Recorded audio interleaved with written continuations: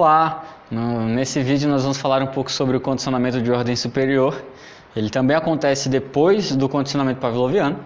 Antes de falar sobre ele, eu gostaria de fazer um contraponto com a generalização respondente. Algumas pessoas confundem bastante.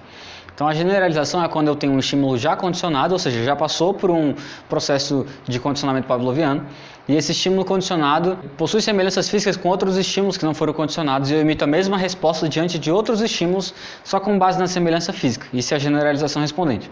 Condicionamento de ordem superior é quando eu também emito aquela mesma resposta diante de outros estímulos, mas não é com base em semelhanças físicas. Se tiverem semelhanças físicas, não é condicionamento de ordem superior, é generalização. Se não tiver semelhanças físicas, então é porque aconteceu um novo condicionamento, é um condicionamento de segunda ordem, ou a gente chama de ordem superior se passar disso. Vou voltar aqui a um exemplo, né? No caso de Joana.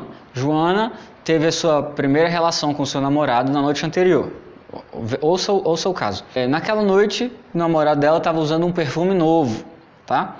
Então, como foi uma noite muito prazerosa, foi muito bom. No dia seguinte, ela foi para o trabalho e na hora do almoço ela saiu com a amiga para conhecer um restaurante novo. Nesse restaurante novo, o namorado não estava lá, mas tinha uma pessoa que estava lá com o mesmo perfume que o namorado tinha usado na noite anterior. E quando Joana entrou lá, sentiu o cheiro daquele perfume, ainda que ela não tenha percebido, ela teve sensações de prazer e sentiu-se muito bem em estar naquele restaurante, né? Então, ela não percebeu o que aconteceu e aquele restaurante, ela se sentiu muito bem em estar ali, e ela voltou todos os dias para aquele restaurante porque era um restaurante que ela gostava de estar. Ela dizia que gostou do que estava acontecendo ali. Houve um processo de condicionamento pavloviano, onde o estímulo neutro era aquele perfume novo que o namorado estava usando. O estímulo condicionado foi o sexo e o prazer é eliciado pelo sexo, que isso é inato, é comum à nossa espécie, tá?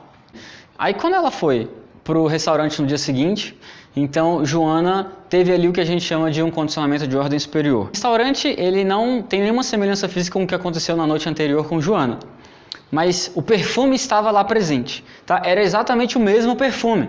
Não era o namorado que estava lá, mas o perfume era o mesmo. Então o perfume foi emparelhado com esse restaurante, com aquele ambiente, tá? Percebe aqui onde há um novo emparelhamento? O restaurante era um estímulo neutro, ele não eliciava essa resposta em Joana.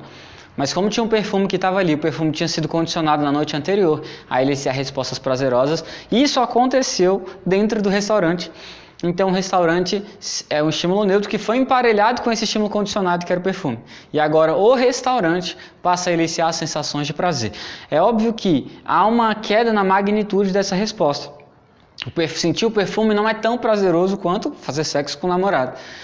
Estar naquele bar não é tão prazeroso quanto sentir o perfume. Há uma queda na magnitude, porque essa relação, essa contingência, ela cria-se uma nova contingência, por exemplo, entre o restaurante e as sensações de prazer, mas essa relação contingencial é um pouco mais fraca do que do estímulo condicionado, que é o perfume, que também é bem mais fraco do que o próprio reflexo inato, tá? Então, no caso, a gente tem um exemplo prático do que é o condicionamento de ordem superior. Ela poderia levar isso para outro âmbito, poderia levar isso para outro âmbito. Depois do condicionamento de ordem superior, ela pode generalizar? Pode. Ela pode entrar em um outro restaurante que a cor da parede é igual àquele lá, se parece bastante, e aí ela se sentir bem em outro restaurante, só porque se parece com o restaurante que ela costuma ir e tal, e tem essas sensações de prazer, e foi condicionado também de ordem superior.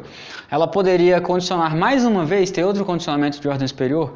Poderia. Suponhamos que lá naquele restaurante onde ela está indo, que agora elicia as sensações de prazer, Joana conhece uma pessoa nova, enfim, e aquela pessoa que ela conhece ali, ela super gosta daquela pessoa, diz que achou a pessoa muito simpática, e aquela pessoa é um estímulo neutro, que também está sendo emparelhado ali com aquele ambiente que ela gosta bastante. Então aquela pessoa chegou e se apresentou dentro de um contexto, de uma ocasião muito favorável, porque é um restaurante que já elicia essas sensações de prazer em Joana. Então é possível ter mais de um condicionamento de ordem superior, é possível, e eu posso generalizar todos os níveis. Desde o perfume, onde se Joana sentisse um perfume parecido, não o mesmo, ela poderia emitir a mesma resposta.